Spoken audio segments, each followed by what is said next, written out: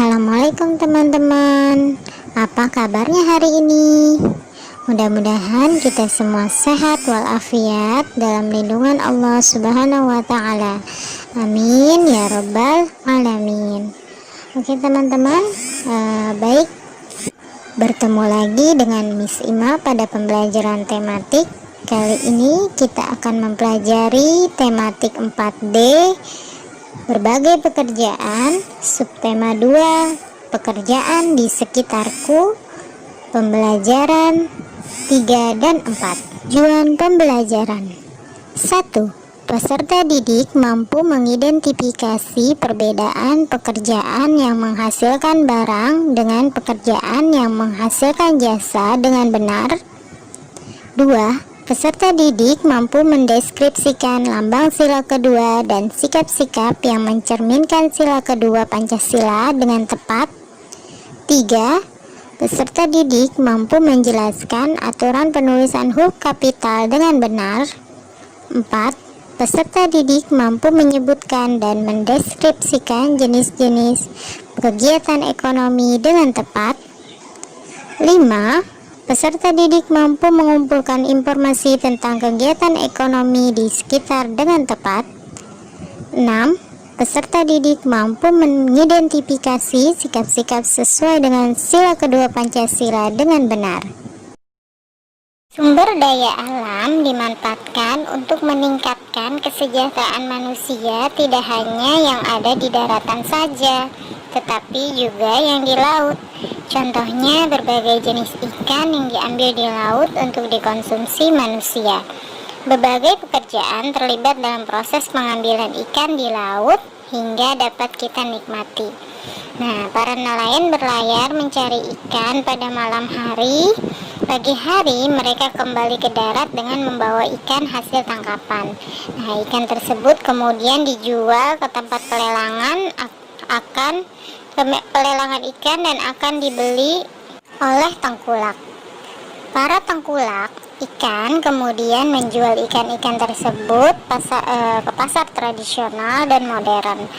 Ikan yang dijual di pasar sampai kepada konsumen. Untuk lebih jelasnya, teman-teman amati gambar yang Miss tampilkan ya. Teman-teman bisa lihat dari gambar pertama, yaitu nelayan menangkap ikan di laut, lalu ikan ke tempat pelelangan ikan, lalu ikan dikirim ke pasar, lalu ikan sampai pada penjual di pasar, dan sampai kepada konsumen ikan dimanfaatkan. Nah, dari gambar tersebut teman-teman bisa jelaskan bagaimana proses pendistribusian ikan dari nelayan hingga sampai ke konsumen. Teman tahu bahwa pekerjaan setiap orang berbeda-beda. Pekerjaan itu ada yang menghasilkan barang dan ada pula yang menghasilkan jasa. Nah, sekarang teman-teman simak teks berikut ini. Pak Binu karyawan di pabrik radio. Pak Binu tidak pernah terlambat datang di kantor. Saat bekerja, Pak Binu rajin dan terlihat asik memilah-milah radio yang akan dimasukkan ke dalam kotak. Pak Binu telah bekerja di pabrik selama 4 tahun. Dia tidak pernah mendapat peringatan akan perilakunya. Dia tidak pernah punya masalah dengan teman dan atasan. Saat makan siang, Pak Binu selalu memakan bekal yang telah dibawakan oleh istri dari rumah. Saat terima gaji, di wajah Pak Binu terlihat rasa syukur. Pak Binu seorang karyawan yang selalu bersyukur. Pak Cipto, tukang reparasi elektronik. Ayah mengajak Bella ke tempat reparasi elektronik untuk memperbaiki mesin cuci yang rusak. Kebetulan tempat reparasi itu tidak jauh dari rumah, sehingga dengan senang hati Bella ikut ayahnya. Bella pun menjadi tahu kalau ada orang yang pekerjaannya memperbaiki peralatan elektronik yang rusak. Saat Bella dan ayahnya tiba, Pak Cipto tukang reparasi itu sedang memperbaiki sebuah kulkas. Bella memperhatikan Pak Cipto yang sedang bekerja dan sesekali melihat-lihat sekeliling ruangan yang penuh dengan barang-barang elektronik. Akan tetapi rupanya Pak Cipto hanya menerima kulkas dan mesin cuci untuk diperbaikinya. Pak Cipto tidak hanya memperbaiki barang-barang tersebut di tempat kerjanya. Kadang-kadang Pak Cipto juga mendatangi rumah orang yang memerlukan tenaganya untuk mereparasi peralatan elektronik yang rusak. Ayah memberitahu Bella bahwa Pak Cipto tidak menjual mesin cuci dan lemari es, tetapi menjual tenaga dan keahliannya untuk memperbaiki mesin cuci dan kulkas yang rusak. Pekerjaan yang dilakukan Pak Cipto itu termasuk pekerjaan yang menghasilkan jasa.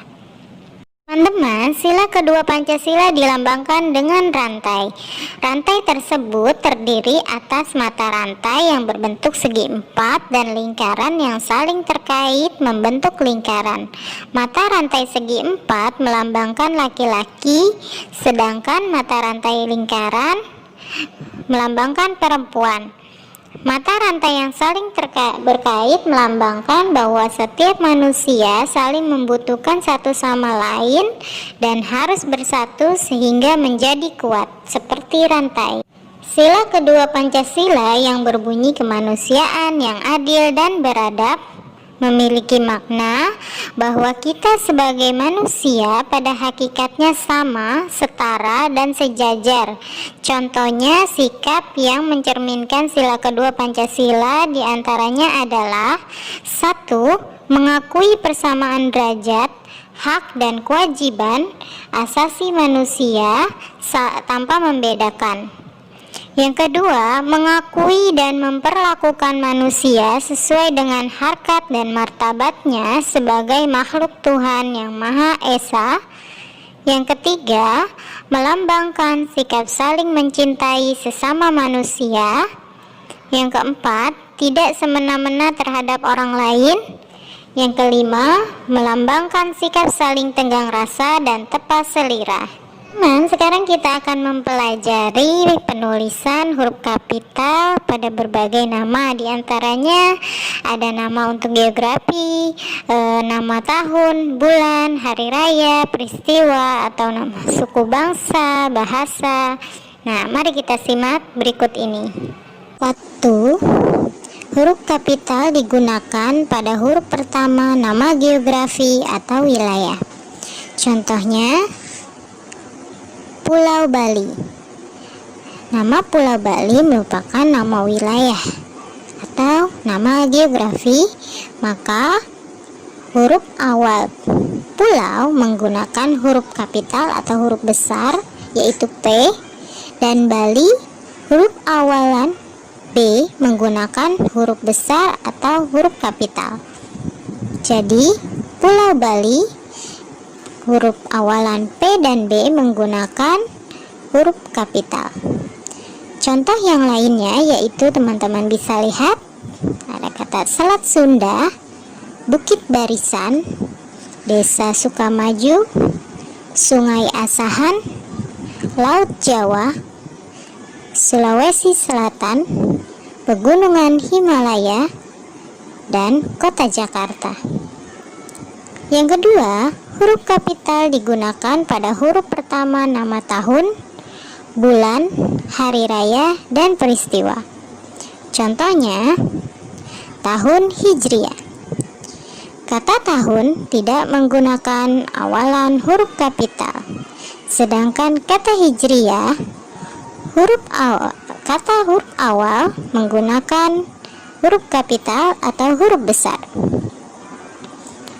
Begitu juga dengan contoh yang lainnya, yaitu bulan Januari, hari Lebaran, hari Senin, dan proklamasi kemerdekaan Indonesia menggunakan huruf kapital dengan di awal kata proklamasi, yaitu P, kemerdekaan K, Indonesia I.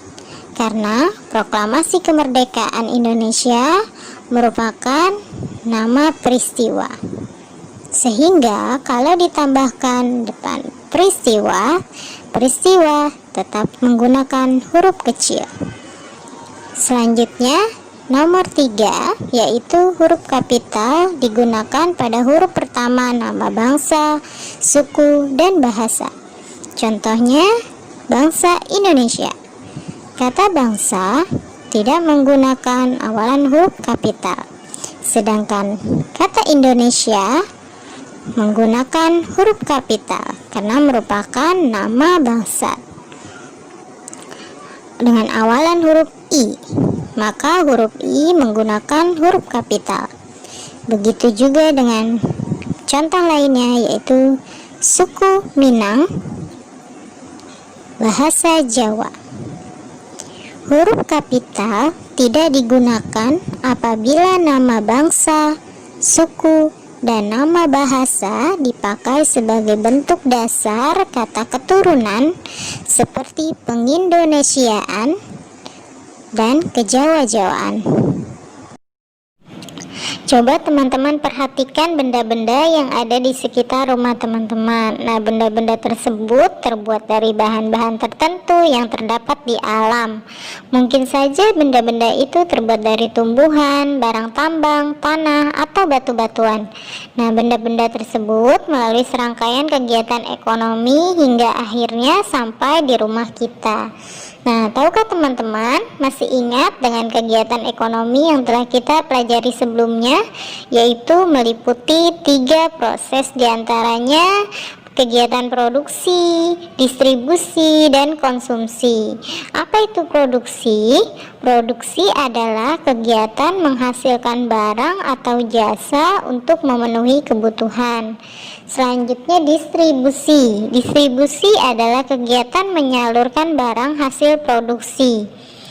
Dan konsumsi adalah kegiatan menggunakan atau memakai barang hasil produksi. Yang pertama yaitu kegiatan produksi. Apa yang dilakukan pada kegiatan produksi?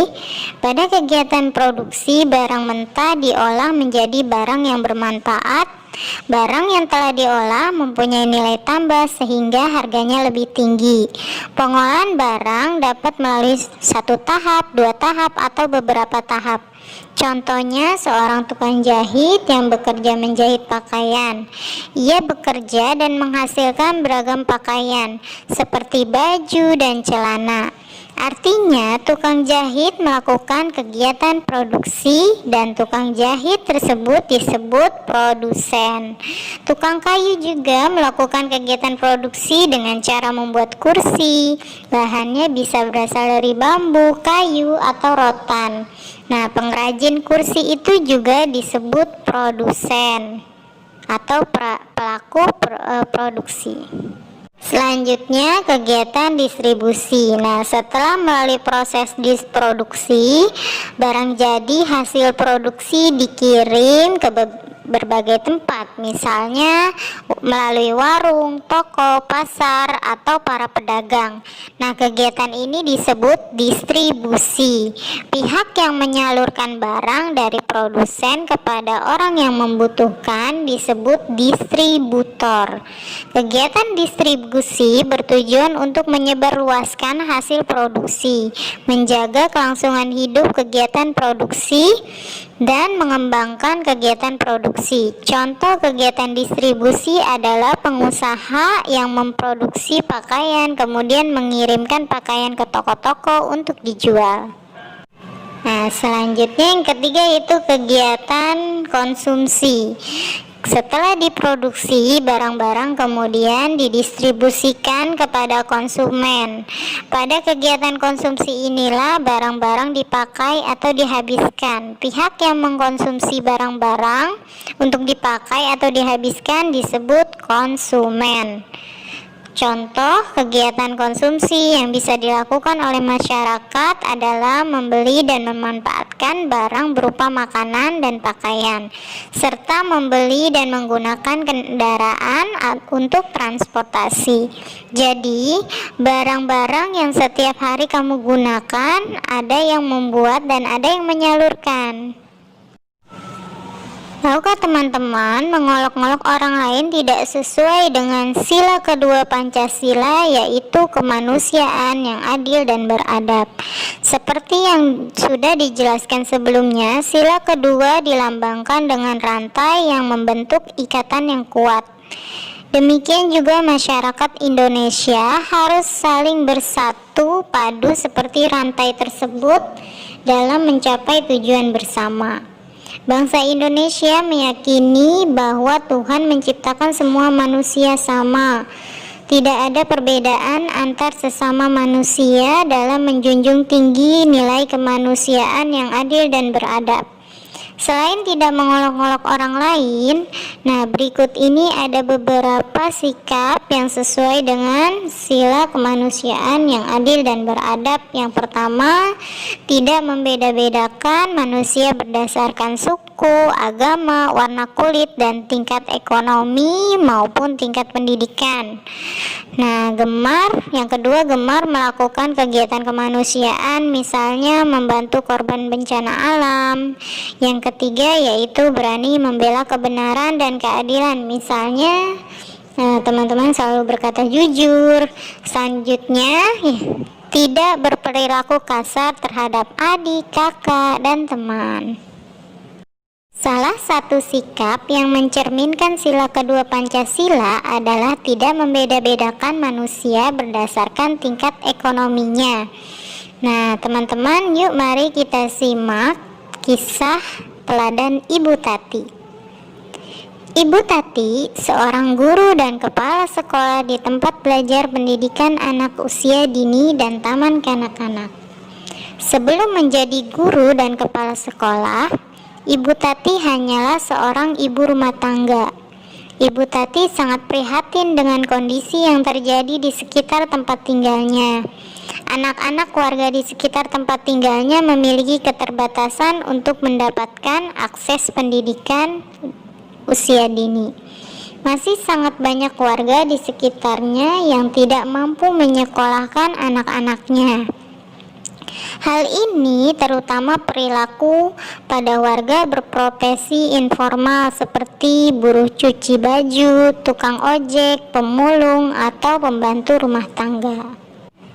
Ibu Tati pun merelakan garasi dan teras rumahnya sebagai tempat belajar anak-anak usia prasekolah dan taman kanak-kanak.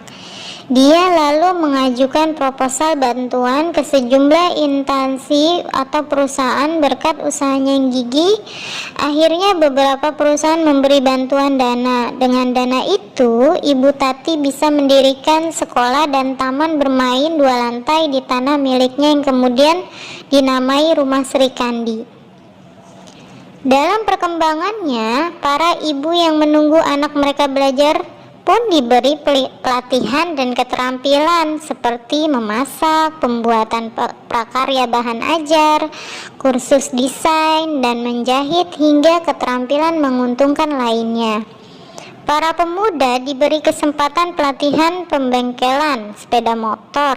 Ada juga program anak asuh dengan melibatkan dukungan sejumlah perusahaan.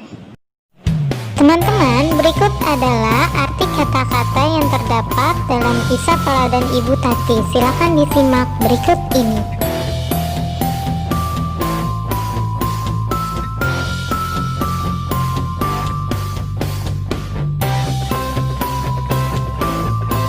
Terima kasih atas pertemuan kali ini, mudah-mudahan bermanfaat. Wabillahi taufiq wal hidayah. Wassalamualaikum warahmatullahi wabarakatuh.